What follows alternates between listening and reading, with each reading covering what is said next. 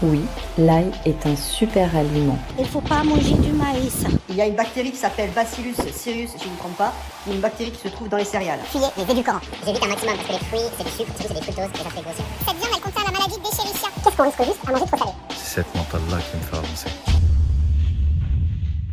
J'ai remarqué quelque chose d'étrange avec l'alimentation. Et croyez-moi, vous aussi, au fur et à mesure de cette vidéo, vous allez commencer à vous poser quelques questions. Un jour, on nous dit de ne pas manger de gras, le lendemain, c'est le sucre. Après ça, la viande devient dangereuse. Puis, il ne faut pas manger plus de 3 œufs par semaine. Et maintenant, on est presque à nous expliquer que boire de l'eau serait nocif pour notre santé. Quand tu bois de l'eau du robinet, t'avales un cocktail de plus de 2000 produits chimiques toxiques pour la santé. Ça, c'est les pires eaux à ne surtout pas boire si vous voulez éviter les PFAS, les eaux contaminées. Et à ce stade, je serais pas étonné qu'un expert de la santé passe sur n'importe quelle chaîne de télé française pour nous dire que respirer est mortel.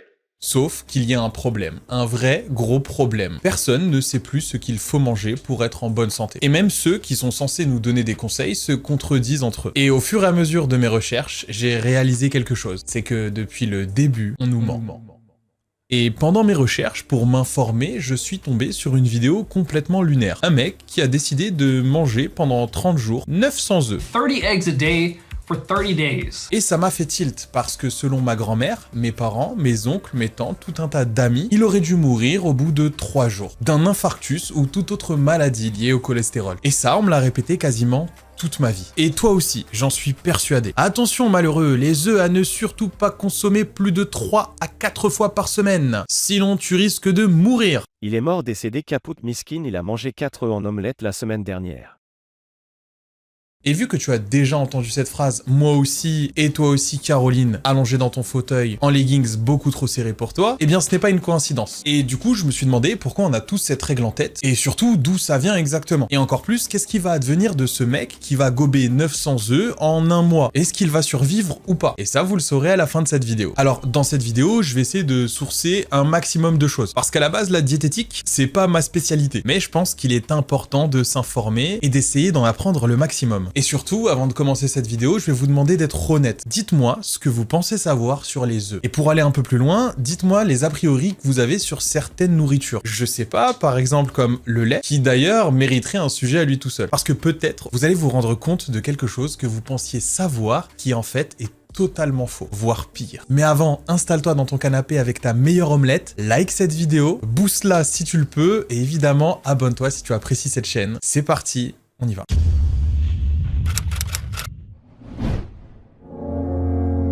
Alors, avant de commencer, je préfère poser un cadre clair. Ce que je vais vous raconter n'est pas une théorie du complot. Il n'y a pas de société secrète, pas de réunion dans des caves, mais vous risquez de ressentir quelque chose qui y ressemble. Cependant, toutes les études dont je vais parler existent vraiment, et elles sont disponibles en ligne. Et les plupart ont été publiées dans les plus grandes revues scientifiques du monde. Mais vous allez voir que le terme théorie du complot colle possiblement parfaitement avec ce que je vais vous raconter. Alors, tout commence après la Seconde Guerre mondiale. Dans les pays occidentaux, et surtout aux États-Unis, on observe une explosion des maladies cardiovasculaires. Infarctus, AVC, problèmes cardiaques, et tout ça augmente vite. Très vite. Les médecins font alors tout ce qu'ils peuvent avec les outils de l'époque. Ils pratiquent des autopsies, observent les artères, et là, ils remarquent quelque chose d'intéressant. Ils remarquent du cholestérol dans les artères bouchées. Et à partir de là, un raccourci scientifique se met en place. Logique, pas forcément vrai, et surtout très dangereux. S'il y a du cholestérol dans les artères, alors le problème est le cholestérol. Sauf qu'en réalité, ce n'est pas parce qu'un élément est présent dans un problème qu'il en est forcément la cause. Un exemple très simple, si tu as mal à la tête et que ta copine est en train de te raconter sa journée, ça ne veut pas forcément dire que tu as mal à la tête parce que ta copine te raconte sa journée. Normalement.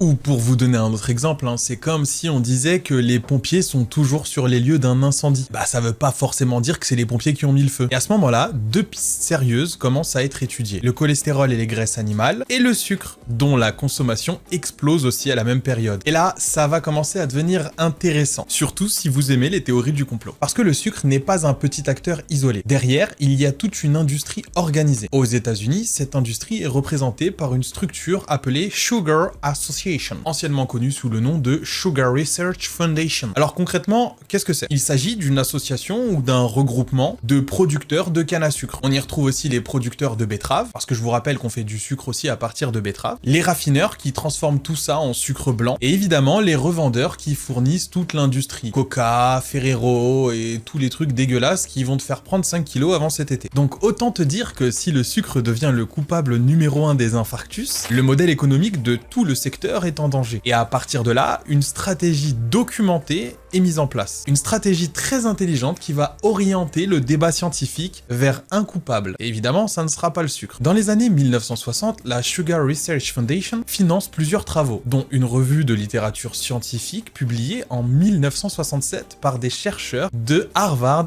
University. Et le montant du financement est de 50 000 $. Alors oui, ça peut vous paraître très peu maintenant, mais pour l'époque, c'était énorme. Et l'objectif de ces publications est clair dans les documents internes retrouvés beaucoup plus tard. Numéro 1, minimiser le rôle du sucre dans les maladies cardiovasculaires. Et numéro 2, insister sur les graisses et le cholestérol. Ces travaux sont publiés dans le JAMA, le Journal of American Medical Association, donc quand même quelque chose de très officiel. On parle d'une des revues médicales les plus influentes du monde. Et ces documents ont bien été retrouvés et archivés par les universitaires. Puis, elles ont été analysées, publiées des décennies plus tard dans des revues scientifiques modernes. Et résultat, le cholestérol devient l'ennemi public numéro 1. Et on fixe alors des recommandations officielles. Pas plus de 300 mg de cholestérol par jour. Ce qui correspond grosso modo à 2 ou 3 œufs par semaine. Et oui, c'est de là que vient la phrase que ta mère te prononce à chaque fois que tu te fais une omelette avec 8 œufs. C'est les Américains. Et malheureusement, pour les œufs et pour nous, c'est là que la diabolisation commence réellement. Les États-Unis, à cette époque, dominent largement les recherches médicales. Et leurs recommandations deviennent celles de l'OMS, puis celles de l'Europe, et évidemment celles de la France. Elles sont enseignées en faculté de médecine, reprises par les médias, les diététiciens, la télé, et finalement par nos parents, nos grands-parents, nos oncles, nos tantes, etc., etc.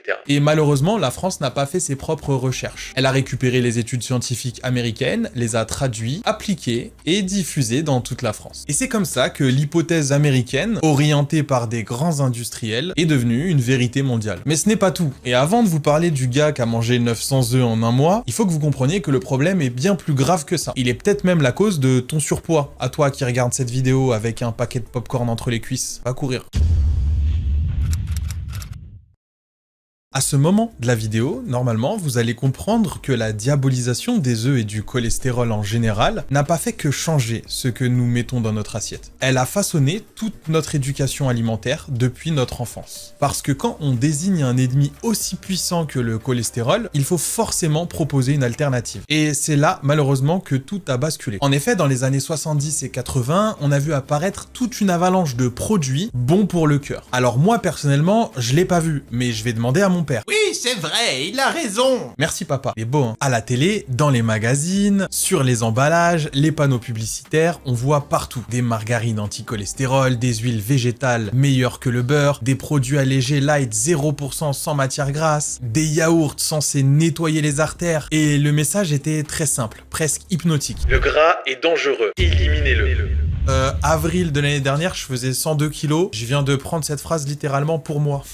Je me suis imaginé à 102 kilos en train de courir avec des Américains derrière avec des torches et des pics. Attrapez le gras! Attrapez le gras! Waouh! Heureusement que j'ai maigri, hein. Sauf qu'il y a un problème fondamental dans cette logique. Et le problème est assez basique. Le goût que l'on apprécie tous dans un plat, un snack ou une sucrerie vient en partie du gras. Et si vous retirez le gras, vous n'avez plus le goût. Et à votre avis, comment ont fait les industriels pour s'adapter? Eh bien, ils ont compensé. Avec du sucre, du glucose, des glucides rapides. Et c'est là que commence le commerce des sucres cachés. Des aliments qui, à la base, n'étaient pas censés être sucrés, se retrouvent avec du sucre ajouté. Des sauces, des plats préparés, charcuterie, pain, pizza industrielle, produits healthy. Et évidemment, tout ça se fait au nom de la santé. Et contre un seul ennemi, le cholestérol. Et là, vous dites, Panda, c'est long, il est où le mec qui va manger les œufs pendant un mois? J'y arrive, mais je suis obligé de t'expliquer tout ça pour que tu comprennes ce que je vais t'expliquer plus tard. Et surtout que tu comprennes à quel point on t'a arnaqué toute ta vie. Et un des exemples les plus parlants, c'est le petit déjeuner. Avant, dans beaucoup de foyers, on mangeait salé. Œufs, beurre, pain, parfois de la viande ou du fromage. Et après cette diabolisation du cholestérol, explosion de céréales le matin. Chocapix, Weetabix, Weetaflex, Bitaflux. Ok, celui-là, il existe peut-être pas. Toutes sortes de petits déjeuners ultra transformés, ultra sucrés, présentés comme parfaits parfaite pour la santé et surtout parfaite pour les enfants. Des paquets entiers de sucre vendus comme un bon départ pour la journée. Et ça s'est pas arrêté seulement au petit déjeuner. Quand on diabolise le cholestérol partout, on le diabolise aussi dans les aliments les plus simples. Les œufs, la viande, le beurre. Et résultat, on retire le gras, on le remplace par le sucre, des amidons ou des additifs. Et au final, on obtient exactement l'inverse de ce qu'on cherchait. Qui à la base, je vous le rappelle, c'était avoir des gens en meilleure santé. Et vous savez quoi, mais coïncidence de fou, mais à mon avis, vous avez déjà fait un peu le rapprochement à ce moment de la vidéo, c'est que cette guerre mondiale contre le cholestérol coïncide parfaitement avec l'explosion de l'obésité dans le monde, l'explosion du diabète de type 2 et surtout une dépendance massive au sucre. Et maintenant, c'est là où je vais devoir vous énerver, parce que tout ce que j'ai dit précédemment était complètement faux. Enfin, ce que je vous ai raconté est vraiment arrivé. Cependant, c'était basé sur du vent.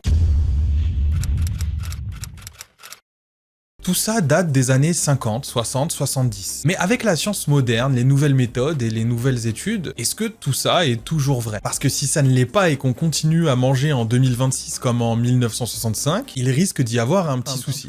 Et du coup, j'ai voulu vérifier, vraiment vérifier, me renseigner pour moi et ensuite pour vous retransmettre ce que j'ai appris. D'ailleurs, si tu trouves la vidéo intéressante, n'hésite pas à t'abonner et à me dire ce que t'en penses jusque-là dans les commentaires. Et merci à tous ceux qui soutiennent cette chaîne chaque lundi, ça fait vraiment plaisir de voir que vous aimez les vidéos. Et dans mes recherches, je suis tombé sur la vidéo du docteur Eric Berg. Il parle de nutrition, de métabolisme, de physiologie et surtout, il explique comment ça fonctionne dans le corps. Et pas juste ce qu'il faut manger ou ce qu'il faut éviter. Et dans une de ses vidéos, il s'attaque frontalement à une idée reçue. Est-ce que les œufs sont mauvais pour moi? Et on va commencer par quelque chose de très simple.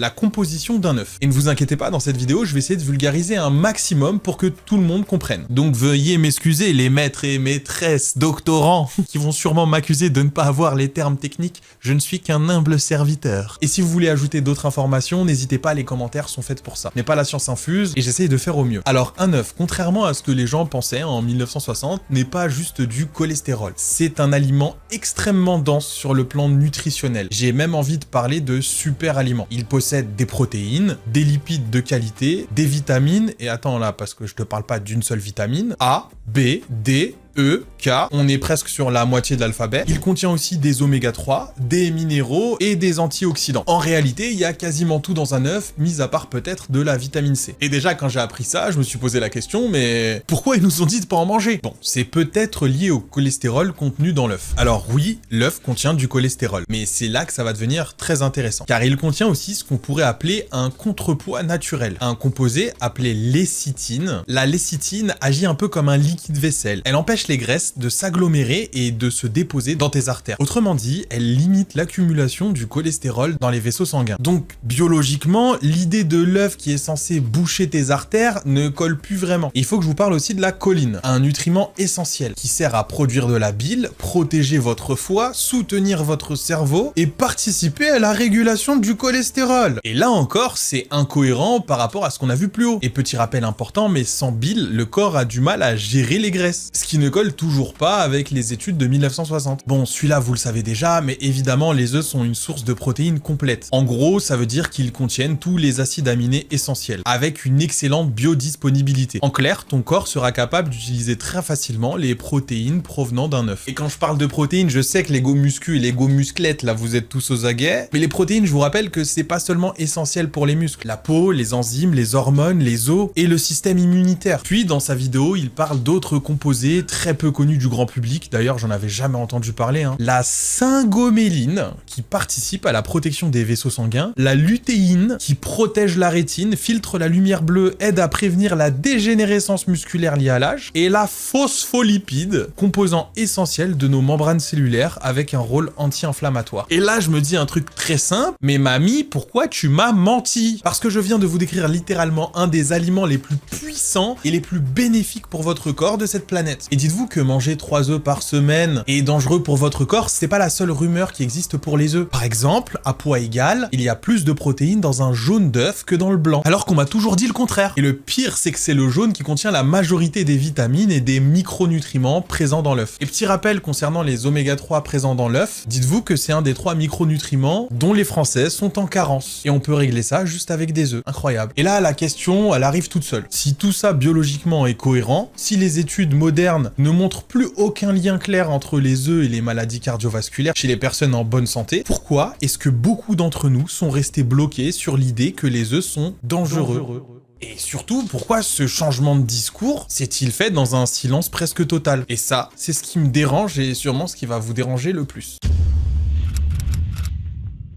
Bon, là, on va arriver au moment qui va vous rendre tous fous de rage. Parce que si pendant 60 ans, on a eu le droit au matraquage, à attention au cholestérol, le beurre c'est le diable, les œufs avec modération, la question logique c'est pourquoi ça a changé et surtout pourquoi personne n'a communiqué sur le sujet. Pourquoi il n'y a pas eu l'équivalent du désolé, on a été un peu trop loin, et pourquoi on n'a pas eu le droit à toutes les pubs nous disant que le gras c'est bon, le gras c'est la vie, et finalement les œufs c'est incroyable. Parce que pendant des années, on a été martelé par un chiffre à 300 mg de cholestérol par jour. Ouh. Et puis, en 2015, dans le Dietary Guideline for America, les États-Unis ont retiré la recommandation de limiter le cholestérol à 300 mg par jour. Tout ça, faute de preuves solides justifiant cette limite. Et concrètement, ça veut dire quoi? Bah, ça veut tout simplement dire, hé les gars, au fait, pour le cholestérol, c'est bon maintenant. Tranquille, vous pouvez faire des omelettes de 12 œufs, hein, vraiment, il n'y a aucun problème. Mais du coup, l'annonce au grand public, vous l'avez faite quand? Où est la campagne de prévention? Et comment vous allez rattraper 60 ans de réflexes que vous avez transmis à nos grands-parents, puis nos parents? Je sais pas, je demande. Hein. Et c'est comme ça qu'on se retrouve en 2026 avec des gens qui vivent encore mentalement comme en 1945. Attention malheureux, il y a du jaune d'œuf dans ton omelette. Et justement, parlons de 2026. Parce qu'au début de l'année, les États-Unis ont relancé une pyramide alimentaire. Pour rappeler que le schéma qui classe les aliments à privilégier versus ceux à limiter, c'est complètement inversé. Car le 7 janvier 2026, l'USDA a communiqué sur une remise à plat des recommandations avec une emphase sur les protéines à chaque repas, les produits peu transformés, la réduction des glucides raffinés et surtout les graisses saines issues d'aliments entiers, viande, œufs, noix, olives, avocats. Mais ce qui est drôle, c'est qu'on n'a pas eu de communiqué ou on n'a pas eu tout le tapage médiatique qu'ils ont eu en 1940, 50, 60 pour dire que l'inverse était mauvais. Possiblement parce qu'il n'y avait pas une grosse industrie du sucre qui a mis les moyens pour le faire. Mais ça, bon, c'est juste une théorie parmi d'autres, hein. Et malheureusement, pendant ce temps-là, les vieilles croyances continuent. Sauf que maintenant, dans cette vidéo, je vais vous démontrer le contraire. Et surtout, c'est la vidéo que vous allez devoir envoyer à vos parents ou vos grands-parents. Oui, faites monter l'âge moyen des gens abonnés à cette chaîne, car nous allons observer une preuve concrète. Bon, on arrête les théories, les études, les blabla, les plateaux télé, parce qu'au bout d'un moment, bon, on a beau lire des publications, on a beau écouter des docteurs, mais le concret, c'est mieux. Alors je vous arrête tout de suite, je vais pas vous mentir, je ne vais pas essayer de manger 900 œufs dans le mois, j'en suis pas capable. Je pense qu'au bout de 3 repas par jour, composés essentiellement d'œufs, je vomis sur la caméra. Mais il y a un mec qui s'est levé un matin et qui s'est dit « Let's go, je vais bouffer 30 œufs par jour pendant 30 jours. » Ce qui nous donne 900 œufs sur un mois. Oui, il a exterminé un poulailler. Et rien qu'à y penser, j'ai mon estomac qui est en train de me demander une rupture conventionnelle. Je sais pas comment il a fait. Donc heureusement, ce fou l'a fait pour nous. Il s'appelle Joseph Everett. Je mets le lien de sa chaîne en description pour les plus curieux. C'est en anglais. Mais bon, j'imagine que vous êtes tous bilingues sur cette chaîne, vous êtes des gens très intelligents et déjà abonnés, hein, évidemment. Alors le défi est simple. Comme je vous ai dit plus haut, 30 œufs par jour, 30 jours. Analyse sanguine, avant-après, mesures physiques et performance à la salle de sport. Petit point très important, il ne mange pas uniquement que des œufs. Il mange des œufs plus d'autres aliments. Riz, un peu de viande, des yaourts, des fruits, du miel. Mais malgré ça, les œufs restent la base de son alimentation. Alors pour vous donner une idée, 30 œufs, c'est à peu près 2100 à 2300 calories. Rien qu'avec les œufs, on arrive déjà à l'apport calorique nécessaire d'un homme standard. Donc en extrapolant et en ajoutant tout ce qu'il va manger autour, j'imagine qu'il tourne entre 3300 et 3700 calories par jour. Ce qui est énorme. C'est énorme. Donc là, il n'est pas en rééquilibrage alimentaire. Faut voir ça comme une prise de masse. Une bonne prise de masse. Il s'entraîne environ 4 à 5 fois par semaine avec un programme sérieux, donc on peut pas dire que c'est monsieur tout le monde. Il est quand même assez sportif. Et pour qu'on ait des bons résultats tout au long de cette expérience, j'ai quand même choisi la vidéo d'un youtubeur qui m'a pas l'air de s'injecter des produits magiques. Il a plus ou moins le corps d'un homme standard, donc j'imagine qu'il ne se dope pas. Les résultats pouvant être différents si un homme dopé faisait l'expérience. Alors, si on applique le vieux raisonnement de ma grand-mère, normalement, il décède au bout de 2 semaines. Son cholestérol va exploser, ses artères vont finir bouchées comme les les tuyaux de plomberie de 1962, et évidemment un infarctus bien avant les 30 jours. Sauf que le résultat va sûrement vous surprendre. Alors au début, tout va bien, il est motivé, il teste des façons de manger les œufs, et ça c'est intéressant parce qu'en plus d'être un super aliment, avec un œuf, vous pouvez faire une centaine de recettes différentes. Et ça c'est un plaisir. Dis-moi quelle est ta recette préférée? Omelette, œufs mollets, œufs durs, œufs au plat, œufs dans le fiac.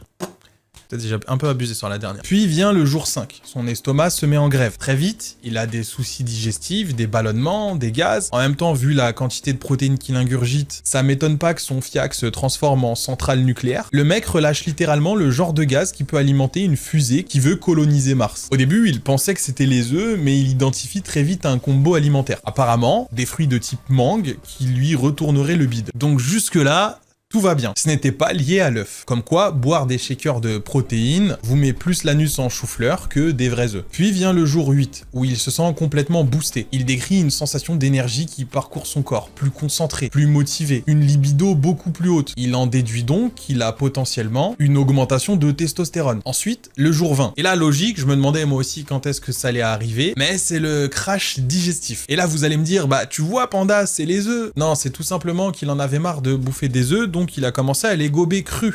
À un moment donné, j'ai mangé les 30 œufs crus pendant environ 6 jours d'affilée. Voilà. Ne faites surtout pas ça. Ne faites surtout pas ça. Manger des œufs crus en France peut être très dangereux et c'est totalement déconseillé. Il décide donc de les manger uniquement cuits et ça s'améliore. Et évidemment, le dernier jour, pour être honnête, il en pouvait plus des œufs. En même temps, il arrivait à son 900e œuf. Ça se dit 900e? Aucune idée. En tout cas, le dernier était bien le 900e. Il a réussi son challenge, mais son cerveau ne pouvait plus voir un œuf en photo. Et maintenant, ce qui va nous intéresser le plus, c'est les résultats. Alors, premier résultat visible, il a pris du poids, oui. Alors, c'est pas fou, comme vous le voyez sur la vidéo.